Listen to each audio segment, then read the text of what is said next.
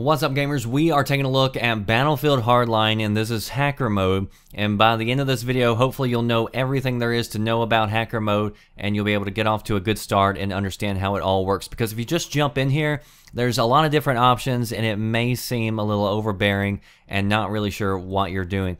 So first off, if you're playing hacker mode, the game modes that you would probably want to play it in are Conquest, or Heist, or Blood Money. Those objective type games where people are going to be bunched up in different areas, and people are fighting over different parts of the map. It's not really going to help in Hotwire, so I would totally avoid it there.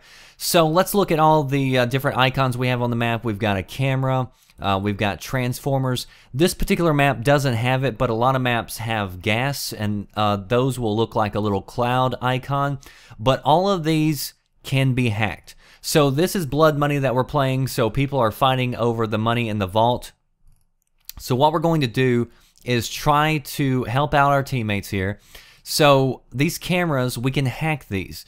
And what happens is if anybody walks within range of that camera that's an enemy, it's going to show up for our teammates on their map. So that works out really handy. You'll see that it does have a cooldown timer. Now I can use it again, so I'm hacking it again, and there you see it just lit up that one guy there. Now you'll notice this camera has a wrench on it. That means somebody took that out, somebody destroyed it, so you've got to wait for that to come back up, so you can't use that anymore. They also destroyed this one, but this one's still up and running.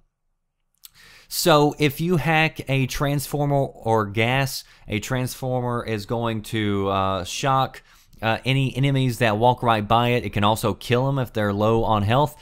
Same thing goes with gas. If somebody walks by something that's been hacked with gas, then it's going to disperse gas and it can kill them as well. The other thing I want to show you is the overclock. So you'll notice that whenever I hack something, I've got this cooldown that I have to wait for. Early on in the game, whenever you're trying to hack a lot of cameras all at one time for your teammates, what you can do is use overclock, and I'll show you how that works. So we're going to hack this one. You'll see that our timer is going really slow, so let's use overclock, and what that's going to do is really speed up the amount of time that it takes for things to come back up so that you can use them again. But there is a downside to using overclock, because sometimes you'll have things that overheat, and so it'll keep you from being able to use some of your tools, and it appears to be just random what exactly it will overheat. And it doesn't look like it's going to overheat anything. Oh, there we go. So GPS spotting, I can't use it right now because that's overheated, so I have to wait for that to go back down. But that's how that works. It's usually a calculated risk, but usually it ends up paying off.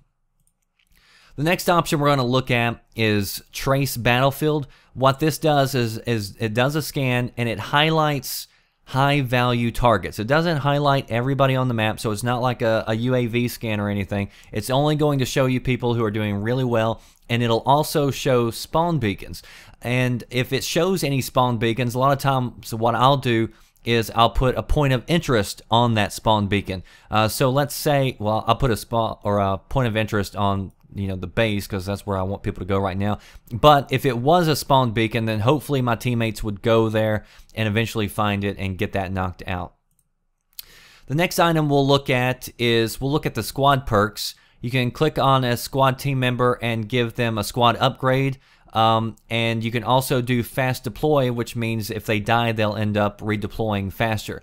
One thing that I do pay attention to is squads with a lot of people in them. Those are the ones that I want to give the upgrades to first, or any of the perks, because it's going to benefit more people. If you find a squad that's only got one person in it, I mean, you're not really helping out your full team by doing that. So I try to find people who have a lot of people in the squad, and then that usually gives the perks out to everybody. The next thing we'll look at is GPS spotting. And this is basically like a UAV.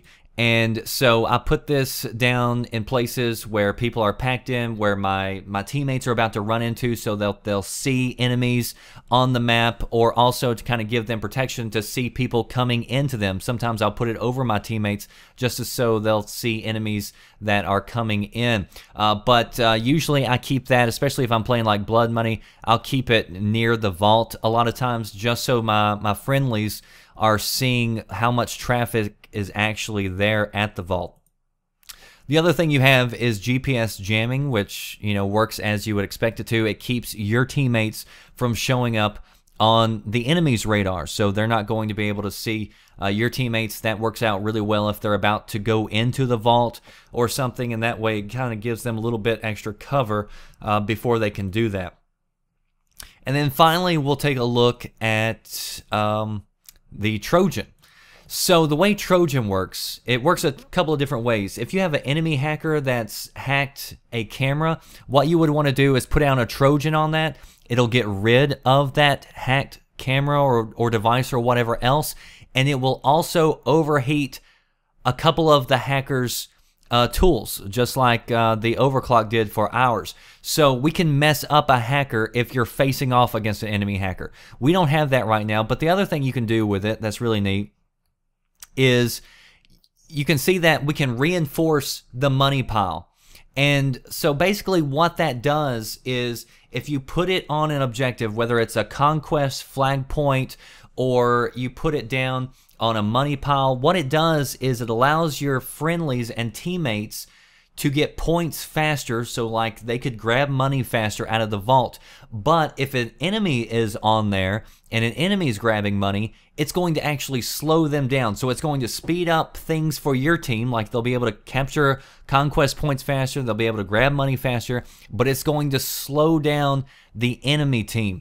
So there's a lot of different ways and you know, techniques that you can use to really give your team an overall advantage if you are playing the hacker mode on some of these game types. So I'm going to go ahead and stop the video there since we made it through all the different basic tools, and then in the next video I'll show you what a full game looks like, going balls to the wall, doing hacker mode / commander mode for Battlefield Hardline. If you enjoyed this video, I appreciate your like, because this took a long time to do. The matches kept on getting cut off during the middle of them, and one time I wasn't even recording whenever I thought I was. So it took me a while to do this, but hopefully you enjoyed it. Hopefully you learned something. If you did, let me know. That does it for me, the Red Dragon.